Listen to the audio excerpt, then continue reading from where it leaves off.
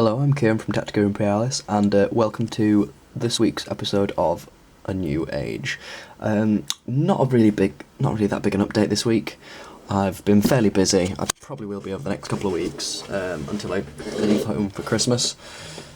Just because I've got a lot of projects to sort of just finish off, quite a lot of loose ends to tie up and things. So in terms of getting my warband painted, I've done a bit of work on some direwolves, Hounds, and finished one more night, and almost finished the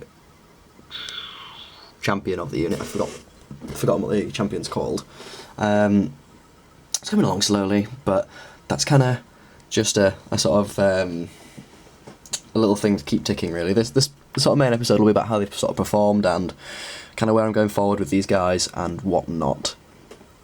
So, in terms of how they've done as an army, they've done pretty well. When I played on Wednesday, so earlier this week, I won 3 out of the 4 games I played, which was pretty decent. I played against a Carnival of Nurgle themed sort of mixed chaos force, which was really cool in all of its concepts and things, but as an army wasn't naff, but it just was lacking a lot of things, which was a shame because it'd be really nice to see it work. But I think their warband was a giant, 20 plague monks, a couple of plague censer bearers, a herald, a Nurgle sorcerer, and a plague priest, and they summoned some plague bearers in, but I murdered the giant sort of the first turn and then sort of mopped up the rest of the army. Lost quite a few of the skull crushers to a plague monk attack, but they were fine. I still had 3 left at the end of the game, and that was pretty much all I lost. I lost those, and I lost a unit of Hounds. The other game I played against some dwarves. It was quite a close game, but Hounds sort of really, really useful. Managed to sneak around the side, take out his cannon, and at that point it was pretty much over because everything else was, arrows were bouncing off, and the Hounds were both on the flanks. And then I played a really, really close game against a Marauder army. So the guy's theme was that it was sort of Norscan Marauders that weren't devoted to chaos, so nothing really that chaosy in them. He had Marauder Horseman, a Sorcerer, a Chaos Sorcerer, but it didn't do any summoning or anything, just buffed them, and a Marauder Chieftain, which used the Chaos Lord rules, and that was pretty much it. Actually, a surprisingly close. He had some Minotaurs as well as their sort of drinking buddies, which was quite a cool little idea. But yeah, so it was really quite a close game. Again, Hounds going around the flank, taking out his Lord and his Sorcerer before he could summon on more units of Marauders with the command ability, bringing them on from reserves, or just bringing them on, like summoning them from the board edges. But yeah, the Gorby's chariots got pulled apart by his Marauders quite early on. The Skull Crushers kind of just fought Minotaurs with great weapons, and a lot of them died the first turn, and then they just sort of slowly finished them off. And then the Hounds kind of won with the game, holding the flanks, really. So, all in all, the way they thought of the... sorry about that. The way the units perform is nowhere near what I was expecting. These guys here, the Skull Crushers, are ridiculously tanky. Now, when I first looked at them, I thought, okay, yeah, they're pretty strong. They'll be really good at killing things, and they're not as good at killing things as I thought they would be.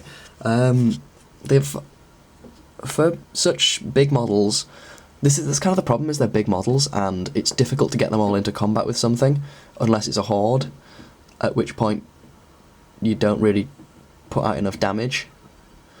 Because if it's a horde, then the -1 rend from your glaives is kind of wasted, but if it's against a single model, you can only really ever get 4 of them in. So, but they do stick around for a long time. They've never been wiped out. Apart from the one game I'll mention in a bit, they've not been wiped out, but that game I was tabled and it was horrible. So that game I faced a Skaven Gunline, which is pretty much the only thing I can think that I have no chance against, because it's all mortal wounds, and none of it's mortal wounds from magic. If it's a regular gun line like the dwarves were, I can sort of... I've got high enough armour on a couple of things to get up the field and it not be a problem. You know, the cannon was pretty deadly, but I managed to sort of smash through that. But the warp lightning cannons, he rolled pretty well with them as well. He rolled like 1s, 2s, and I think he got 1-6, but it didn't matter. So I was just taking off chunks of my army. I think I managed to kill about 13 storm vermin, and that was it, before everything was pulverised. But yeah, that just wasn't a nice matchup at all, so I'm not really going to take that into account too much when I kind of review my units, because it's not their fault that they were up against something that just dishes out hundreds of mortal wounds, and there was nothing I could really do about it. But yeah, so these guys are a lot tankier than they are killy, but because there's 6 of them, they're a big centrepiece of the army, everyone focuses them down and tries to kill them. Or they did anyway in the first couple of games. If left alone, you know, that they do quite a lot of damage. They do have 6 attacks a model, all damage 1. Half of them have rend, but worse to hit rolls, and then the other half have better to hit rolls, but no rend. No, they got 5 attacks per model, sorry, just 2 from the riders. But yeah, they're just good. I mean, wounding on 2s on the charge with the Lord's Command ability is pretty ridiculous. After the charge, everything's kind of got the staying power to stick around. So yeah, they're a really good unit, but they don't perform anywhere near like I thought they would, as like, you know, the big be-all and end-all, you know, taking a unit of 6 is a bit harsh in this campaign. They're not anywhere near as ridiculous as they look on paper. So they're definitely more of an anvil than a hammer.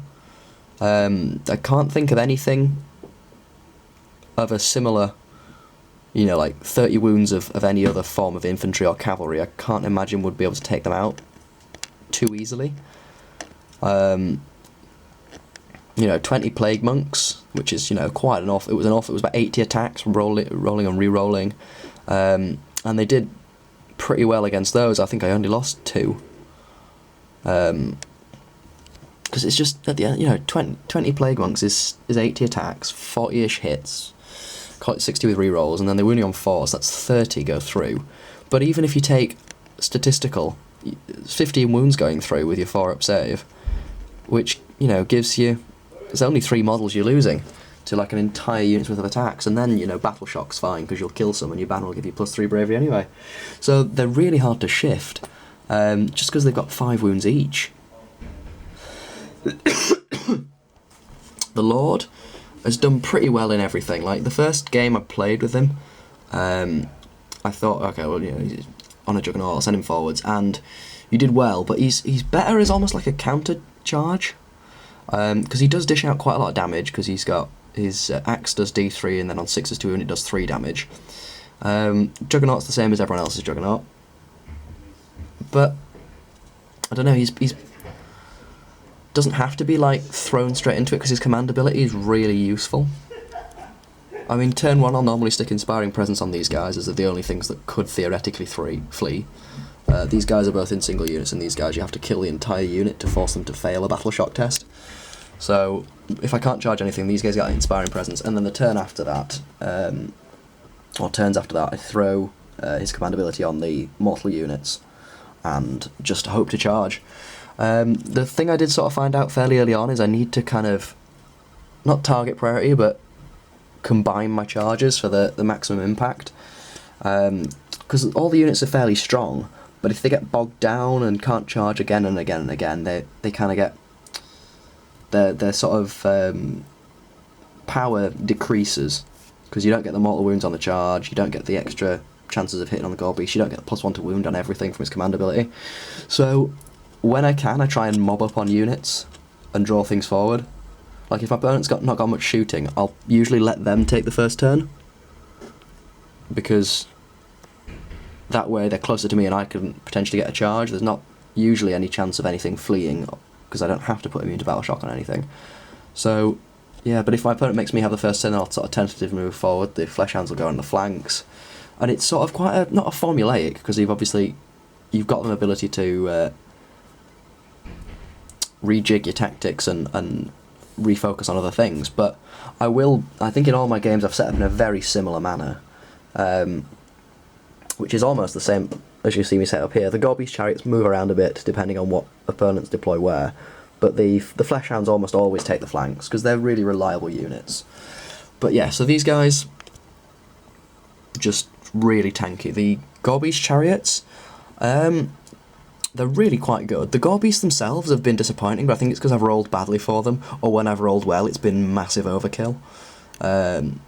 You know, the game I rolled really well was against the Carnival of Chaos, and that was, you know, I rolled well for all my attacks, because normally I miss with the Gorbies, but I think I managed to, like, wipe out a unit of Plague Bearers using just one chariot and had them both charge in, so a little bit overkill, but they're really, they're good. The axe is definitely the better weapon than the flail. It's got rend, and it's got a reliable number of attacks.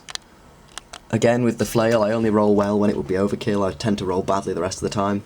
The nice thing about these is because they're single units, you can make them Exalted Charioteers for basically free, which means they hit on 3s rather than 4s with the axe and the flail, which is pretty helpful. There's nothing that says you can't do it. I don't feel particularly like there's anything wrong with that.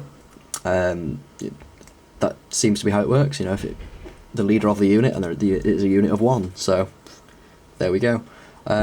So they're quite good. They definitely take out infantry a lot better than they take out anything else. Like, these guys are alright at just taking anything. He's pretty decent at taking out monsters and things. The Flesh Hounds are probably the best at taking out monsters, and the Gorbies take out infantry best on the charge, purely because they get essentially a Hammer of Wrath or impact hit for everything within every model within an inch, whereas these guys and the other guy just do D3 wounds on a 4+ to anything they charge. So if I'm charging a big blob, these guys will potentially do more. You know, if you're charging a big, like the Marauders, when I charged a big blob of those, I think I did about 2 mortal wounds on the charge, whereas these guys, it's like 50-50 to do 1. But against a monster, that's better than a 1 in 6 chance to do any. And then the Flesh Hounds, I'll show these ones over here because they're a bit painted. They are probably the stars of the show, really. They're really, really good. They're 5 models I don't mind throwing away on a flank to just sort of keep my enemy occupied, but at the end of the day, they're 10 wounds with a 5+ save and 20 attacks between them, and the attacks are pretty good attacks. You know, hitting on 3s, wounding on 4s. They're just good. They operate completely independently of the rest of the army. They're demons of Khorne rather than mortal Khorne units. They've got a leadership of 10, bravery of 10. Sorry, so they can't fail unless you kill more than 5 of them, at which point the squad's dead anyway. So they just can't ever fail battle shock, so I can just kind of leave them to get on with it, really. So that's kind of like the whole army pans out, really. I tend to, if I'm playing this as this is just sort of me rambling on about how they work, I tend to sort of prioritise whichever unit can do the most damage to me, but try and hop from terrain to terrain as well.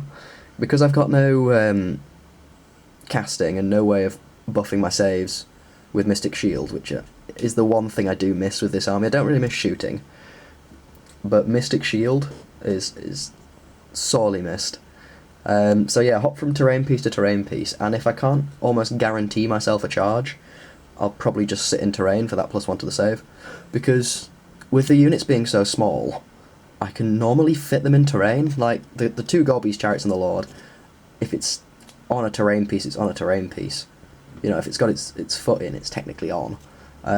Whereas these guys, I have to try and fit the whole unit in, which isn't too hard to do. Like things like woods and buildings, they fit in really nicely. Whereas if it was a big squad of something like, say, Reavers, it'd be real trouble trying to get them all in there. But yeah, so they just kind of tend to hop from terrain to terrain and then charge into things. Whereas the Flesh Hounds just tend to run up the flanks and sort of pincer movement round. And that's kind of how they work, really. In terms of expanding them, I think I've already mentioned that I've got quite a few more Warriors of Chaos stuff sat back at home. So I'll be picking up the Knights. I think I've got about 8 Knights built up that I'll grab when I get home, which is quite fitting, really. And then I've got 5 Marauder Horsemen, which should give me a little bit more tactical flexibility, maybe allow me to put my Flesh Hounds into a single unit and send them down one flank and keep my Marauder Horsemen on the other. or add them to one flank and give some more harassing ability. In terms of the big campaign, there's a few things that I want, because after Christmas the campaign starts with bigger armies, like more than warband size, and it's going to get quite interesting, because mine being the all-cavalry army it's quite a few wounds now, and it's only the same number of wounds as everyone else's armies, because almost everyone else has summoning. So I don't want to add too much to it, and it just be ridiculous, but I do want to still add quite a bit to it. So I'm thinking of definitely adding all the stuff I've got at home, so the 8 knights and the 5 marauder horsemen. I'm also thinking of adding another set of flesh hounds. Probably not use all of them. I'll probably just add up to, so both squads have got 8 flesh hounds in, just to be a bit more fluffy. I'm going to get a war shrine, because it'd be a pretty decent centerpiece, and it gives me an additional save against mortal wounds or against regular wounds, and allows me to reroll my to-hit rolls, which will be really useful on everything, basically, that could need it. Gorbeasts with hitting on 4s, these guys hitting on 4s. Hitting on 3s I'm not too worried about, but the Gorbeast Chariots and definitely the Skull Crushers would benefit from rerolls to hit.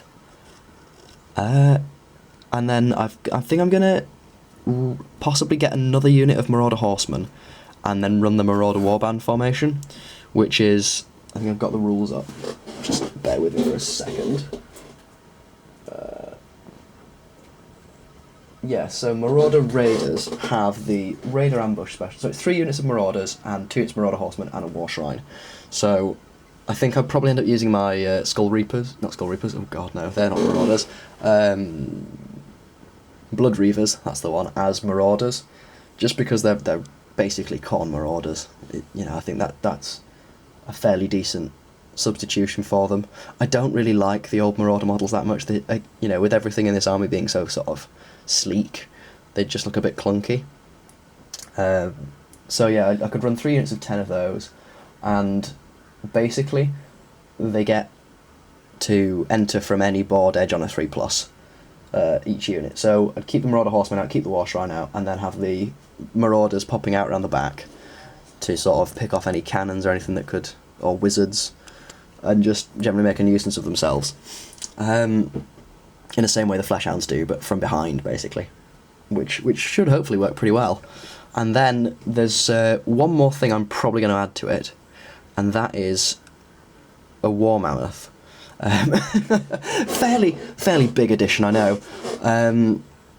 But basically I've bought I haven't bought a Chaos War Mammoth because that's ridiculous. I've bought a Lord of the Rings Mumak from eBay for rather cheap.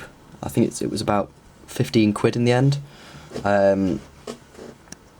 which is pretty impressive. So I'm going to spend over Christmas and when I get back, I think, green stuffing that, converting it up, making it into a bit more of a mammoth rather than an elephant, and then that should be a really decent centerpiece to the army, and that puts the whole army at, I can't even work out off the top of my head how many wounds it would be, but 74 in this bit, with another, yeah, I'm not going to try and do that in my head, it's going to come to about 150 wounds worth, would be my guess.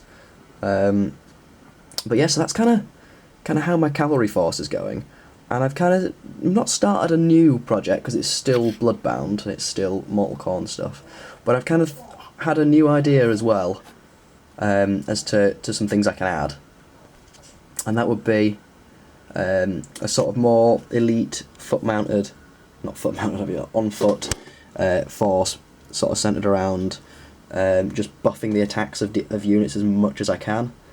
So I've started converting a couple of things. I don't know if I can get the lighting any better on these because it's gone rather orange on here now.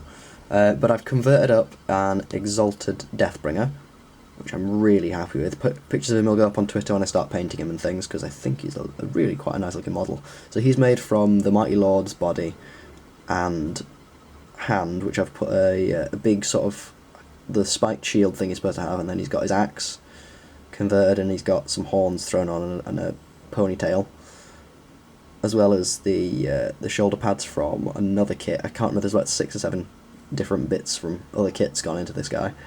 But I think he kind of fits quite nicely as, and he looks a bit like what he's supposed to be, which is always nice for a conversion.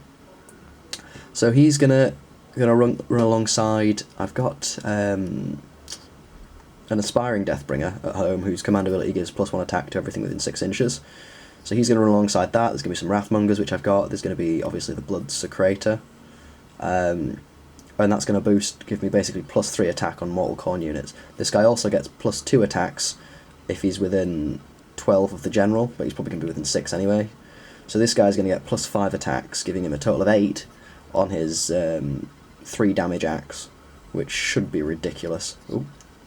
So he's going to be pretty integral to that force. It's only going to be a small little skirmishing thing, but I just want to try it out and see how it works. I'm then going to have a unit of 8 chosen in it, which these guys are.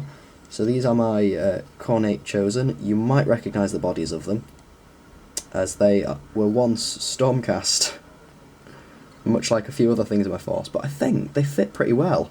I've filed all the iconography off. It could still do with like a little bit of sand down, but I do quite like them. So I'm going to have 8 of those. There's 2 regular guys been made up already, and then I've got the champion with his bigger axe and his little back standards, and yeah, I think they're going to be pretty awesome. So there's going to be those, there's going to be 8 chosen, there's going to be 8 Skull Reapers, 5 Wrathmongers, and then some Blood Warriors as well, all thrown in, and just going to sort of like see how that works as opposed to the cavalry formation, because I know the cavalry works because I've played it. I know that mass Blood Reaver hordes work, because that's kind of what the starter set forces you to play with. It's like you've just got to hit lots with your Blood Reavers.